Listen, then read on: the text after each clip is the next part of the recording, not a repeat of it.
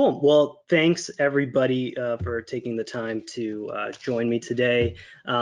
So today we're going to be kind of walking the roadmap of building a useful security compliance program from absolutely nothing. So we're going to start with an absolutely blank page. You get hired into a company, there's absolutely nothing there, and we're going to kind of walk through the process of what it looks like to go from you have absolutely nothing to eventually external audit, and then what you do from there. And then before we get going, I just want to give a huge thank you for everybody who's joining us today, everyone who's participated in the conference, all the organizers, sponsors.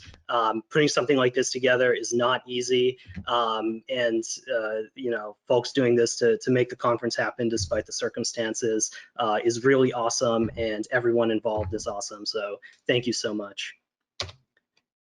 So a little bit about me. I'm on the GRC team at HashiCorp right now, and so helping build out the security compliance program there. And then before that, I was at GitLab, and I joined, I think I was employee 450 something. And in that year or something that I was there, we about tripled in size, and we built the program from absolutely nothing, and then ended up getting that external audit that we wanted. And then before that, I was working mostly startups, and I built a few security and compliance programs, usually a mix, often as hire number one for security and compliance. And then before that, I did a whole bunch of things. I worked in a lab for a little bit, did a couple of research internships. I did bug bounties on the side, and I way back when hosted websites and game servers. So I've kind of gone all over, and I found myself in GRC to bring kind of that technical perspective, and you know, I enjoy putting the pieces together and working with people. So it ended up being a good fit. So it usually helps me to understand why is somebody talking about something, what's the motivation. And so about a year and a half ago, when I was at GitLab, I put out this video about SOC 2 compliance, and the reception was really good. I had a lot of people reach out. There was a lot of curiosity about this stuff, and I kind of started putting out more content and found that there was a need for it. I feel like there's a huge need for this, but all of the content are consultancies and vendors trying to sell you things, and it's really hard to get actual information. And so I wanted to put something out there selfishly that anybody can reference, keep it open source, pull it up on YouTube, and be able to kind of walk this roadmap. And then who's this for? Absolutely anyone who's interested, but it's mostly focused on the practitioner who will actually be doing this stuff, managers who need to maybe build a team or are going into GRC for the first time, and also leaders and startup founders who kind of want to get a sense for what's out there and what are some of the approaches for doing this stuff.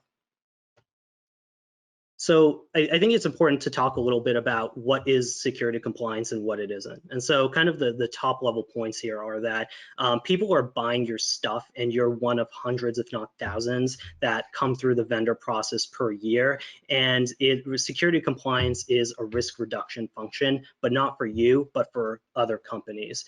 It's also a way for you to get resources that are devoted to doing this thing you need to do anyway, but getting all of your engineering, security, and product friends on board that ship so that they can build and deliver things they otherwise would, but that aren't being prioritized.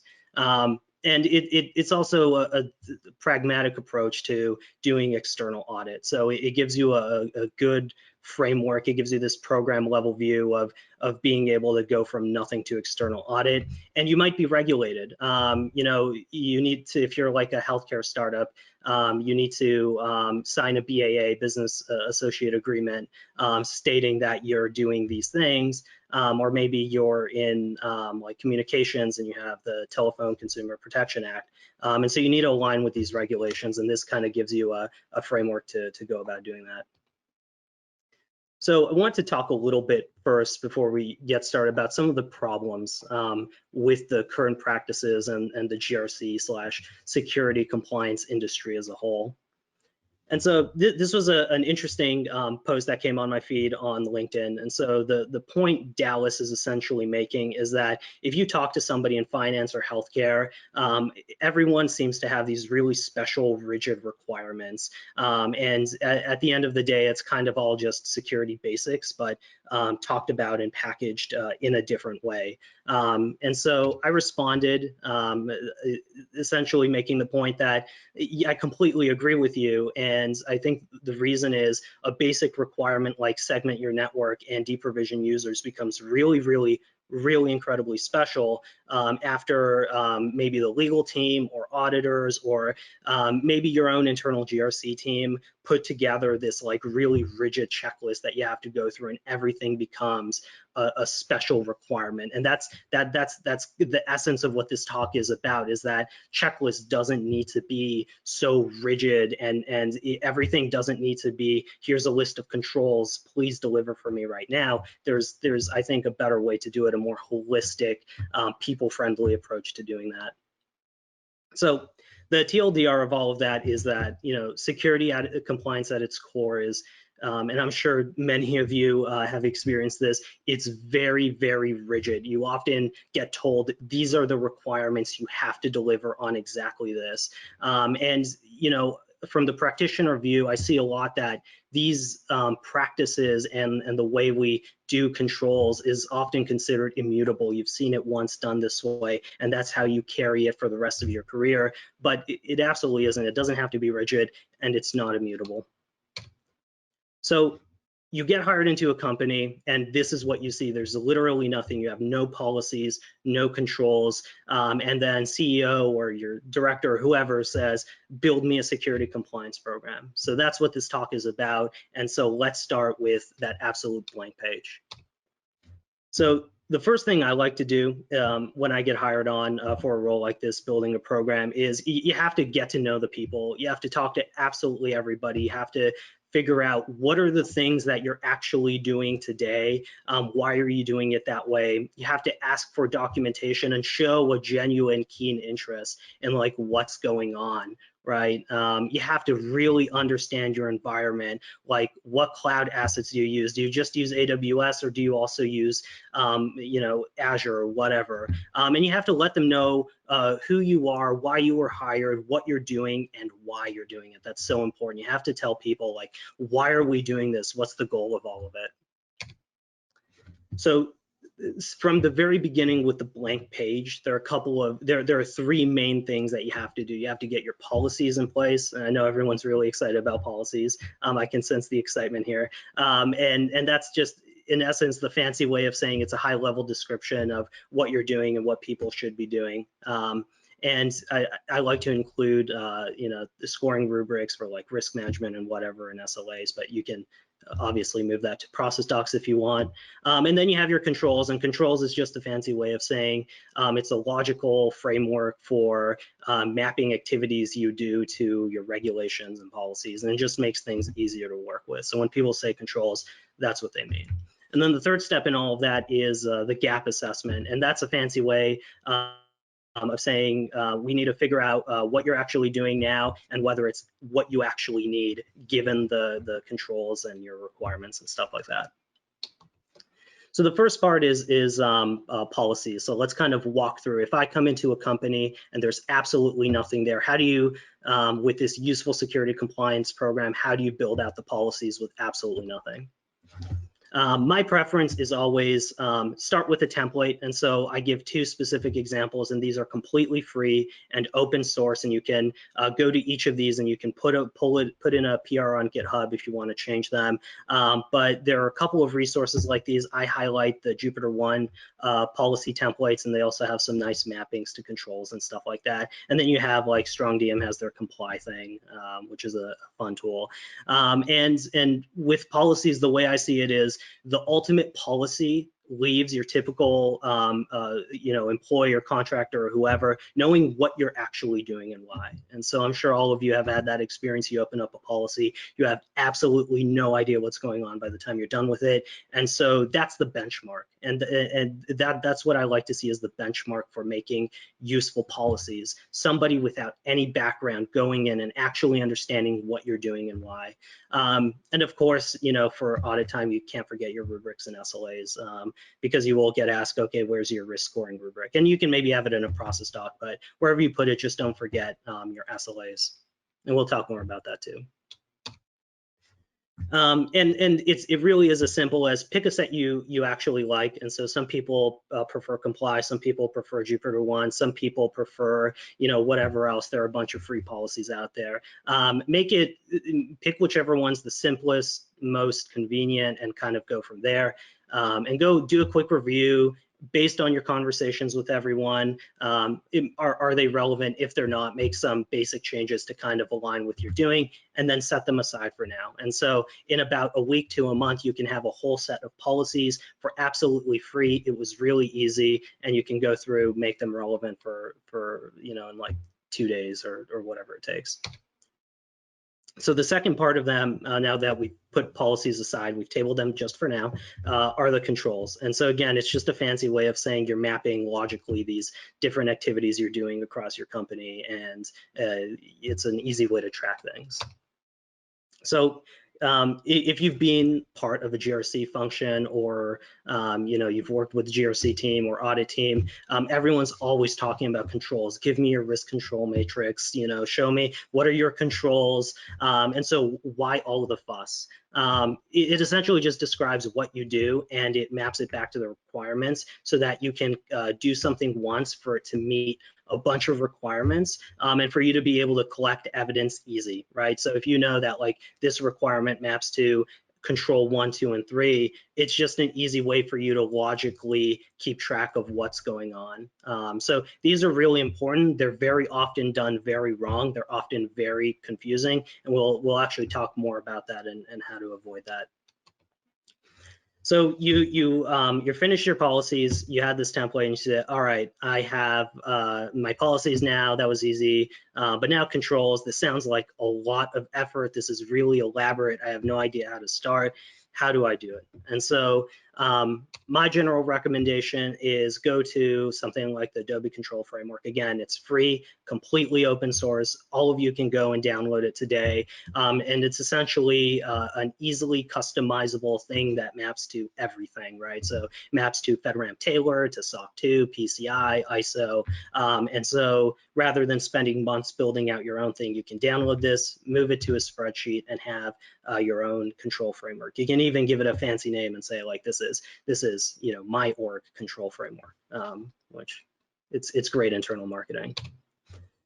So what does that look like? This is the PDF version, and I sourced this down below with the link. But essentially, it breaks everything down into control families. It tells you all of the things that you need to do for any particular framework. And so it's really easy. It's a single pane of glass to see what are the things that you do, that you need to do to meet these requirements. And it's great. So you can go through, and they have instructions for how you can customize this. So like you change the organizations to like whatever your organization is, and then you can filter by the different frameworks. So if you don't need ISO, you just want SOC 2, you can just filter everything else out. So it's really, really handy, easy to work with. So how do you actually work with this stuff, though? I get this question a lot. Does it need to be in like a fancy GRC tool that you're paying $10,000 a month for? Is there anything particular you have to do? And the answer is absolutely not. You can just move all of this into a spreadsheet. I personally prefer Markdown files because I prefer Markdown files, but you can put them wherever you want. Copy and paste into a spreadsheet. That's totally fine. And then, like I said, you just go through it, and the actual mechanical things you do to get this set up is filter out any frameworks you don't need. And if there's something that clearly just doesn't apply to you, don't make the case to include it, just remove it. So if you're a cloud native company and you're using AWS or whatever, clearly you don't need to have physical access controls for your data center because you don't have them. You know what you tell auditors come audit time? Yeah, we rely on them. Here's, they have their SOC 2 report, and let's inherit those controls. And that's it. And then just follow their instructions to set it up. So you can do all of this probably within a week, a month if you want to be really elaborate with it. So now that you have sort of that logical framework set up, it's time for the gap assessment. So if you open any like security compliance job listing, everyone is all about the gap assessment. And this is the really important part. Now that you've kind of logically figured out some of this stuff, you actually have to see what's in practice. You need to see what you're doing and whether it's what you need to do. So in general, people make a big fuss about gap assessments, but I think it doesn't need to be that complicated. So I like to break gap assessments into 3 parts. And I know there's some disagreement in the industry about this, but for the very first part, and it looks like my numbering's completely wrong, but they're all number 1 because they're all equally important, is that each framework requirement, you have to make sure that the controls that map back to it actually meet the requirement. And what happens is oftentimes these control frameworks will be really broad, and these companies that make it will have this stuff in their policy. And it might, if you're using the control as a basis for, deciding what you need to do, you need to make sure that they address everything in the requirement. And then the second part, part 2, is you need to compare all those controls once you know they meet the requirement. But it's so important. You need to know that the controls you're working with actually meet the requirement, because this will bite you later. I've seen it so many times. You need to do that first part, but after you've done it, you kind of run through your policies and make sure that there's like 1 sentence per control saying we do this thing, or like the general theme of what's going on. And then the third part is you have to go through each control. Now that you've established the validity of your control framework, you have to ask yourself, do we actually do that thing? So let's walk through this first part really quick, making sure that the controls actually meet the requirement. Again, this part is so important. It's gonna, if you do this, this is gonna save so much effort down the road. So here we have fun requirement 3.1, and it maps to exciting controls 1, 2, 3.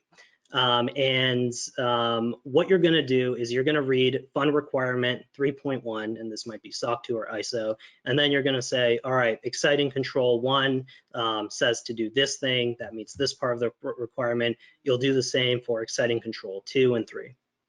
And that's it, right? That's the entire process. You'll then go through this and you'll do this for every requirement. Whenever there's a gap, you'll note it, maybe you'll fix it. It really is that simple. You can do it in a spreadsheet, you can do it in a Google Doc, totally up to you. So then the second part is comparing your controls with the policies. And again, this is really as simple as it sounds. You have your exciting controls 1, 2, and 3. They're part of this exciting control family 1. And what happens is you're going to read the policy and you're going to make sure there's a policy answer to every one of these activities that you're eventually going to say you do. And so usually a sentence or 2 about controls 1, 2, 3 is enough. But it really helps to keep it simple. And then the third part of this is going through each control and asking yourself whether you actually do this. And so this is a pain point and mistake I see all the time is when you do gap assessments, you kind of just use your head and then you say, okay, we do this and we don't do that. And you don't document any of it and you don't test any of it. So what happens is come audit time, you find out, oh, we don't actually do this thing. There's no documentation for that. And if you've been like on an engineering team where you've gone through audit and then very last minute, security compliance comes and says, hey, we need you to build out all this documentation and start doing this brand new process. You have like 3 days, please do it. This is why, right? So as you're doing this testing, the first question you always have to ask is this even applicable? And so we talked a little bit about that earlier. And then, do you actually need to do it? A lot of these controls won't be applicable to what you're doing, and it's okay to scope some of these out. You have to ask yourself, is it actually documented? Is this written somewhere? Is it, living in somebody's head? Are there defined SLAs, roles, responsibilities, and who owns it? Somebody has to own this process. Document all of these things, and ask all the right questions, and do that for each of your controls. Kind of the top level point there is anybody who goes through your gap assessment should know exactly what you saw and why you made your determination. And so a persistent problem I see in the security compliance space is when you generate a work product like this, you give it to anybody and nobody has any idea what's going on. And it's a huge liability for engineering teams that have to work with you because they have no idea how you came to this conclusion. And it's a liability for the rest of the security and compliance team because they have no idea how you came to this conclusion. So every single thing that you sample, every policy that you make a determination on, you have to document that. And this can be in a spreadsheet, Google Doc, Markdown file, whatever. Those are details that don't really matter. And so you will have gaps. I mean, if you're coming in and there's nothing, you will have gaps. And where a program becomes useful or not is what you do with those gaps. So I want to revisit this slide because this is so important. The second point that I've bolded out, it's security compliance is essentially a nice way for you to get the things that you want and that you otherwise would do, but that there isn't business justification for.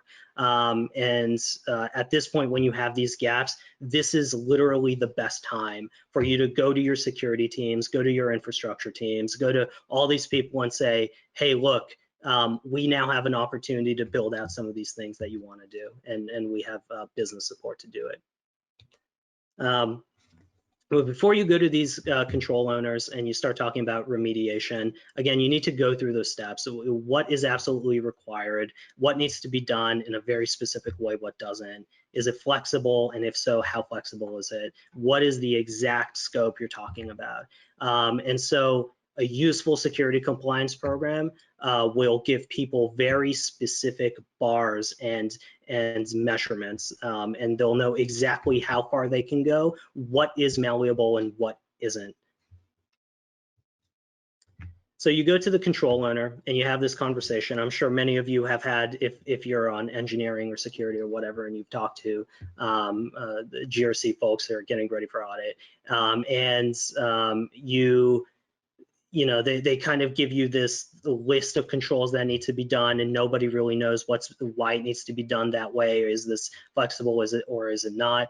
And so when you go to control owners as the practitioner, again, go through that list. What's required? What's not? How flexible? Exactly where's that bar? And maybe there are like 1 or 2 people who have been in audit with me on this in this talk.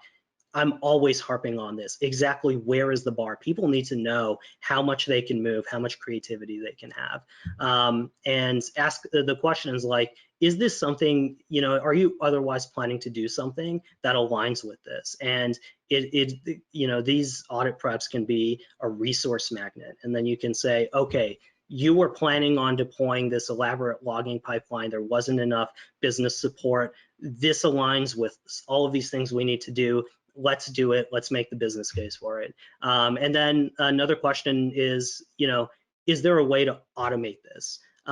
So it's so important to tell people, here is what our end outcome is. Do you see a way, instead of doing this manually, to automate this? Or if maybe you're technical yourself, you can propose your own automation solution. I think probably the most important thing and a huge mistake made in security compliance programs is that you give them this immutable list that you know, is based off of things you've seen before, and you say please deliver, and you know, you say just add it to your sprint and get it done. But the bottom line is you have to let the SMEs be SMEs. If they don't know what you're doing and where the bar is, and they if they don't know where the bar is and what you're trying to do, then even with that immutable list, they can't get you exactly what you want. And so the better solution is tell them exactly where the bar is, and then let them be the SMEs for their own systems and their own development. And so there are gaps too with the things you do, right? So these are the processes that you do. You have risk management, vendor reviews, access reviews, all of that stuff. And so these are important group of gaps that are really can be a pain for teams. So the first point is that absolutely nobody likes security theater. Absolutely everybody can sense it. I'm sure many of you, you know, who are here today or watching this video later, have seen it.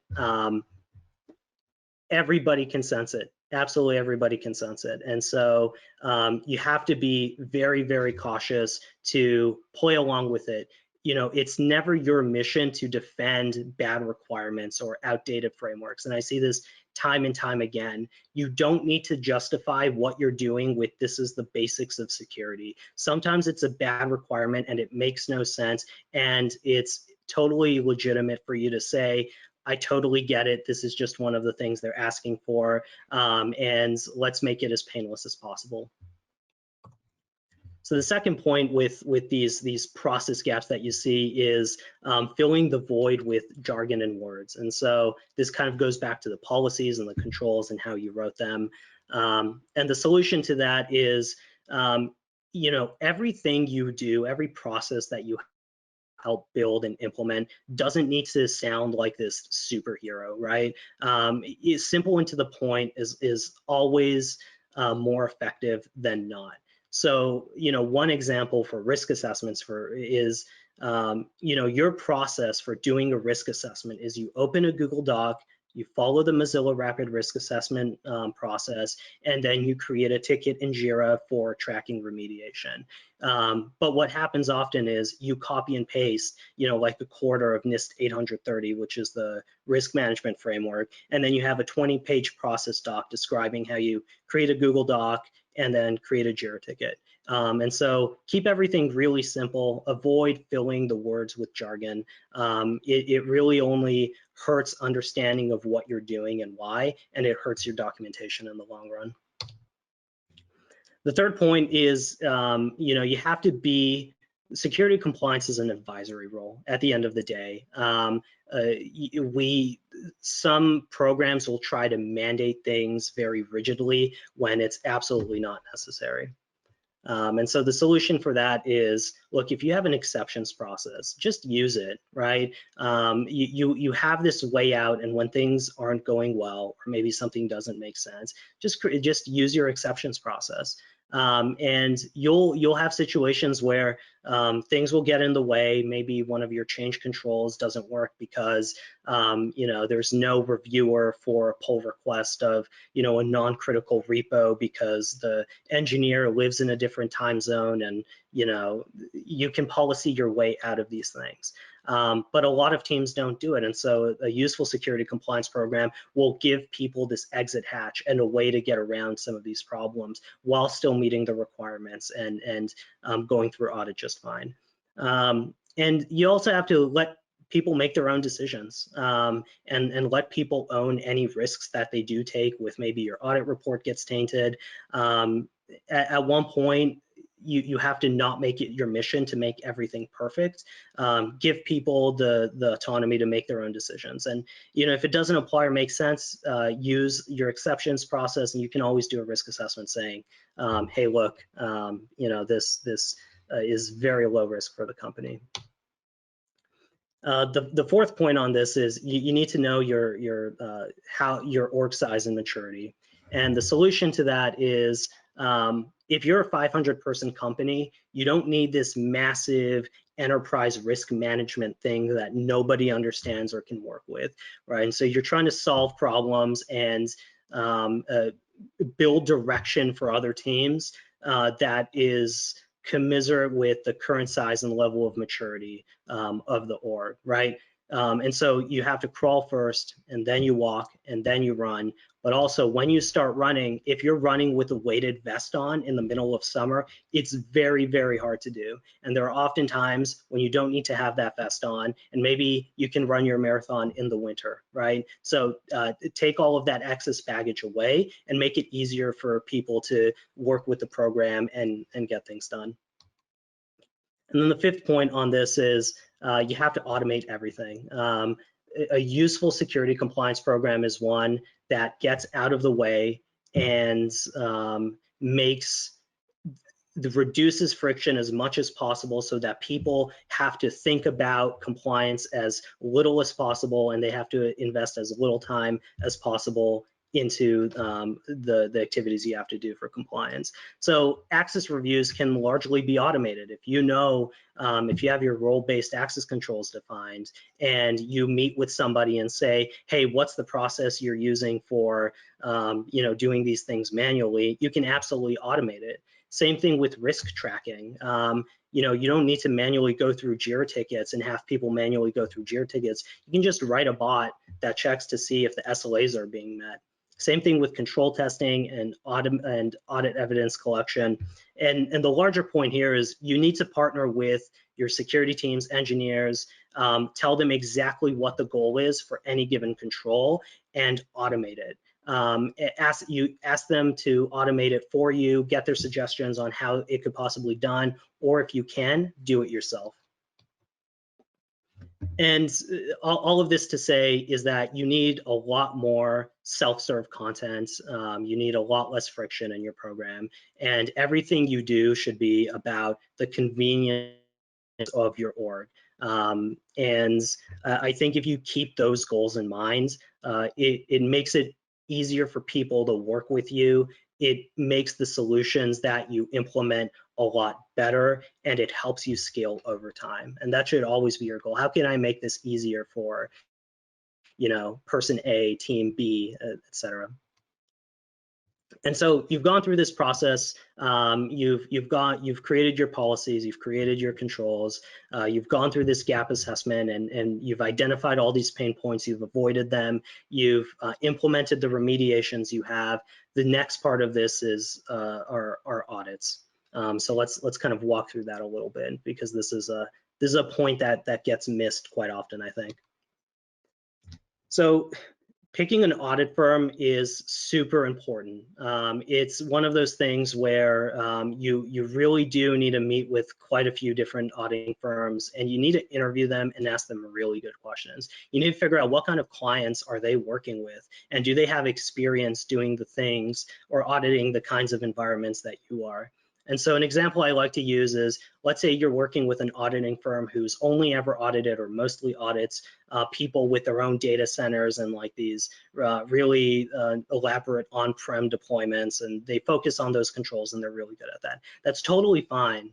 But if you're cloud native and you have like continuous deployment, stuff like that, it's going to be really hard to explain to them what you're doing and how. This is a huge problem, especially because these frameworks, regulatory and not regulatory, are often outdated by 5, 10, sometimes 15 years.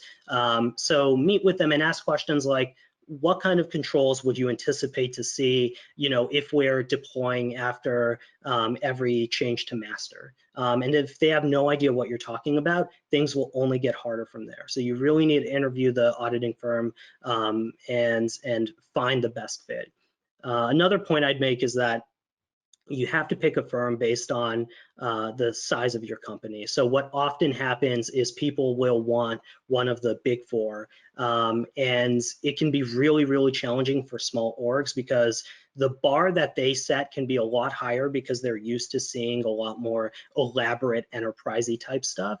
But it can also be extremely expensive. So it can be hard to get advice. It can be hard to meet the threshold that that particular auditor has. And they also come in with their own experience preferences and biases, and have very strong preferences on how things are done.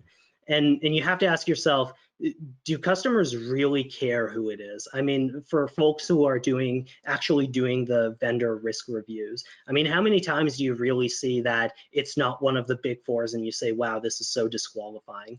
Most of the time, you know, the vendor review process is you get a SOC 2 report and you scroll down to that table with exceptions. Maybe you read section 3 a little bit to see what the controls are, and you call it a day. And so you really have to focus on finding somebody who can work well with you and who can help you through the process, but also somebody who understands what's going on with other companies who do similar things, so they can give you advice that's relevant to you.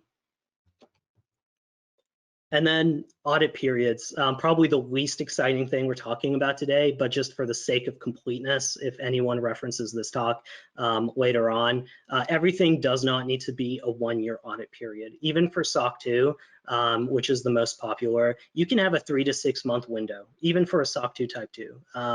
And so just be aware that you don't need to take your organization through this massive like 2-year ordeal to get your audit report. You can start small and build up. If you have the budget for it, then you can absolutely do a shorter window. I thought that was just a finer point that needed to be made. And so for getting ready for the audit prep, and doing the audit, you need to communicate with everybody very, very early on. You need to let them know what you're doing, what they should have to expect, and tell them essentially, you know, we're going to spend like 2 weeks collecting evidence. We're going to spend, you know, large amounts of time talking to the auditors. There's going to be a lot of back and forth. If you let people know a week ahead of time, there's this constant scramble, this constant rush, and it's very, very unpleasant for everyone. So just keep that in mind. And then I like to meet with everyone 4 weeks ahead of time. Really think about this, you know, ahead of time. Get ahead of it. I like to do 4 weeks. You can do it even earlier than that. And then I like to leave at least 2 weeks for evidence collection. So I'm sure if you've been part of audit, maybe not on the GRC side, and you get a request saying, hey, we need, you know, this massive listing of things, and then we're gonna, you know, auditors will randomly pick from them. It's a complete disaster. So you need to get ahead of it, give people at least 2 weeks. And even before then, they should know it's coming and to anticipate it. And be specific with everything you do. If you copy and paste the requests from the auditing firm, nobody will have any clue what you're talking about. Nobody except you really understands what they're asking for, because you're the one who built the relationship. You're the one who's worked with your controls the most. And so be as specific as you can. Say, I need a screenshot with your time tray down of this specific dashboard. Get to that level of granularity. And also make sure everyone knows what to expect for walkthroughs. Let them know, hey, they're gonna sample evidence that we submitted during evidence collection. Here's a list of other things that will probably come up. Be ready to talk about some of the policies and walkthrough dashboards and stuff like that. And I think the top level point here is, for you, it's just another day. You've gone through this process many, many times, or maybe you're doing this for the first time, but you've been very close to it for a very long time. For other folks, it can be very high anxiety. So be very empathetic and just understand that, you know, the engineering, product, all these other teams, IT, are also doing their work on top of all of this. So plan as far ahead as you possibly can, and have a high level of empathy, because it really will go a long way. And so life after audit. So let's say you go through this audit process, and you wake up the next morning and you get your cup of coffee. Maybe it's a really nice pour over.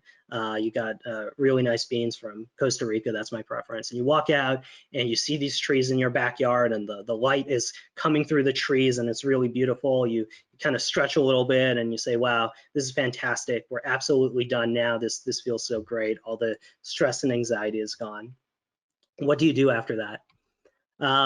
The work doesn't stop there, right? This is a continual process, and it absolutely never ends. As long as you have these requirements, you need to maintain them. You need to keep doing audits. And so doing a retro is so important. After every audit, I like to do invite everyone who is involved with the audit for like a wider retro, and then also do like team specific things if there was maybe some struggles with a particular team, and frame it as an open conversation where any and all feedback, direct or otherwise, is welcome. And so you want to outline what went well, what didn't go so great, and what could be improved. And be very honest. Ask folks for their most honest, direct feedback. Get what they're actually thinking, and then act on it. Write it down, create a JIRA ticket out of it, and start implementing some of these things right away. Because no matter how well you try to do or how well you think you do, there's always room for improvement. And that little bit of effort to try to figure out how you could make it easier for all the other teams goes a very long way. The next point is, after your audit, keep on automating. So all that evidence you collected for the audit, how can a bot do it next time, right? All those things that you need to keep monitoring for, making sure that your SLAs are met, making sure that pull requests are reviewed and approved. You can write a bot to do that. And so after your audit, kind of figure out where were all the pain points, what are some of the things we need to maintain, and make a list and start socializing it with people. So if you can't do it yourself, take that list, take those ideas, socialize it with teams, frame it as, hey, look, we know this stuff is really painful. We know you don't want to be doing it, but do you see any way that maybe you could write some automation that'll help you stay on top of this stuff? And if you can do it yourself, even better. The next point is to just keep simplifying. Everything can always be done better, and processes can be improved. Words can always be taken out. And if we go back to one of the first slides where we talked a little bit about the ultimate policy as somebody reads it and they actually know what's going on, keep working towards that goal. And we talked a lot about some of the things that you practically can do to build out this program, but the reality is we're all going to miss the mark all the time. And figure out where you didn't do so well, keep improving on it. I mean, I'm on program number 5 or 6 that I've built, various sizes of company. I've been in roles where maybe I wasn't as technical and those where I've been technical, and I always miss the mark on something, and that's totally normal. We're all human. And so keep simplifying everything, keep working on all of those points, and just have in mind that everyone you work with is a partner of yours, and your ultimate goal is to make things as simple and frictionless as possible for them. And then, the third is, the point can always come sooner. When you're going through some of these exercises with like testing controls and writing automation, just keep in mind that, having just the context and goal and end state in mind always helps. And so kind of with that, to the point of the point can always come sooner, I guess we can open it up for some questions, if there are any. Oops, just trying to unmute myself. I didn't make an announcement for questions up front, and that was my bad, but I didn't see any thus far. I did make a comment in the Discord, so we can give people a couple more moments, and I can see if there's any questions that shake loose. If not, thanks for the talk. There is one question from Scandra Anon. What determines whether independent auditors can start placing reliance on your testing of controls, essentially trying to reduce the impact of multiple audits? Can you say that question one more time, or can you maybe copy and paste it into the question box here, just so I know I'm getting it let me right. see if I can do that. That might be easier. Else, if I can send it to you via chat. Send chat message. Actually, I'll try it again because this is not working very well. What determines whether independent auditors can start placing reliance on your testing of controls, essentially trying to reduce the impact of multiple audits? I think the first part of the question statement on the left part.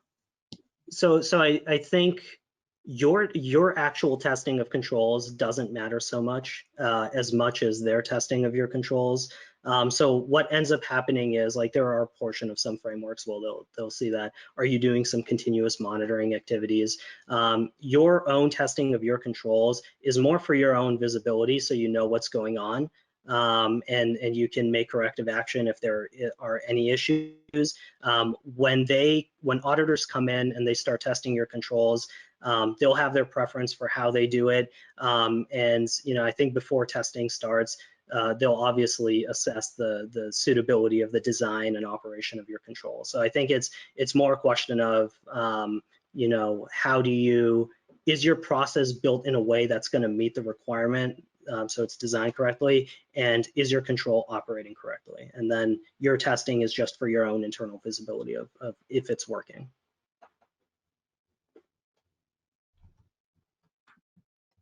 All right, and there was one more question from Iron Heat. Do you have any suggestions for getting business support for unsupported mandates? For example, management says get us compliant with 800-171, but you have little support from the sysadmins, help desk, or business, and the executive that made the mandate gives no teeth behind it. Oh, that's a really great question. So this happens all the time. I'd say your best bet is go back and go through this process of telling folks, hey, look, I'm being honest, I have 171. They want me to meet all these controls. There isn't much of an real appetite or bite behind it org-wide. And there is some support though. So, like, let's walk through some of these things. And are there things that you've wanted to do for a while? Can you tell me what some of those things are? And maybe you can map some of those things back to the requirements you need to meet. I think if you give people a reason to start working on things they want to work on because of compliance, that's absolutely perfect. I think you have to loosen your standards a little bit at that point and say, you probably won't get it perfect, but just document where any of the gaps are, and go back to the executive and say, hey, we've been able to make progress on these things, but everything else, it doesn't seem like people feel like there's enough support for this, or it doesn't seem like there's enough business interest for people to start dropping the things they're doing. So I think the main point is everyone, all the sysadmins, all the developers want to do things, and so there's a really good chance that some of the things that they otherwise want to do fit into some of your requirements. And sometimes you have to get creative, look at what they're doing, and see if maybe you can't show some goodwill by saying, okay, this partially meets it, but can we maybe like tweak this one setting and be specific? So a problem I see often is, security compliance teams will go to folks and say, hey, we need to meet this requirement, please meet it. But if you can give specific suggestions, like maybe enable this or disable that, or can this be done, or maybe do it yourself. Maybe there's a way for you to get looped into that process, and to start implementing some of the changes yourself. If you're not technical, that might be an issue, or if there's like rigid siloing between what people can do, that might be an issue. But yeah, I think that's the most you can do for a situation like that, and just document everything. So I come from the healthcare space. Everything gets documented all the time. If it wasn't written down, it didn't happen. If you have pushback or you can't get something done for some reason, write down who you talked to, write down what the conversation was, and then when you get asked about it, you can give it to that documentation to the business and say, hey, look, you need to make a decision on what to do.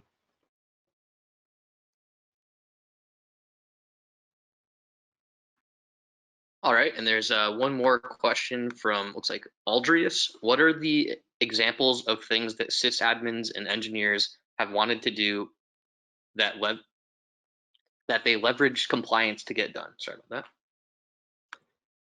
So I mean, you can run the gamut on things like, I'll use vulnerability management as an example, and maybe this isn't specific to just sysadmins, but one of the problems in security compliance is that vulnerability management has become synonymous with like just scanning everything and getting this massive list of things that nobody really knows what to do with, and most of them are false positives. But you know, oftentimes there will want to be some more automation in place for you know, deploying infrastructure. So maybe you can use an infrastructure deployment tool, and then your vulnerability management position can be, hey, look, if you can get this infrastructure deployment automated, our vulnerability management can be, you know, periodic reviews of like your Terraform configs and stuff like that. So, you know, other things might be that, you know, segmented environments, right? Not using test data, stuff like that. I think most sysadmins don't want to be playing in production using production. And so there might be a desire to move to maybe like a staging environment for better testing. And maybe that's not in place. And maybe that's a conversation you can have with some of the technical teams to say, hey, look, you've been wanting to do this thing. You've been wanting to have segmented environments. You know, let's make that happen. We have a business case for it now. But you'd really have to pick like really specific things, and you know, and sometimes it's not easy to say that, you know, here are the specific things that you know, person might have. Everyone's org and structure is different. Everyone's environment is different, and sometimes it takes you know, you talking to a sysadmin and saying, hey, what are some of the things you're doing? What are some of the things that are in your backlog? And kind of mapping that then to your controls that you need to get implemented.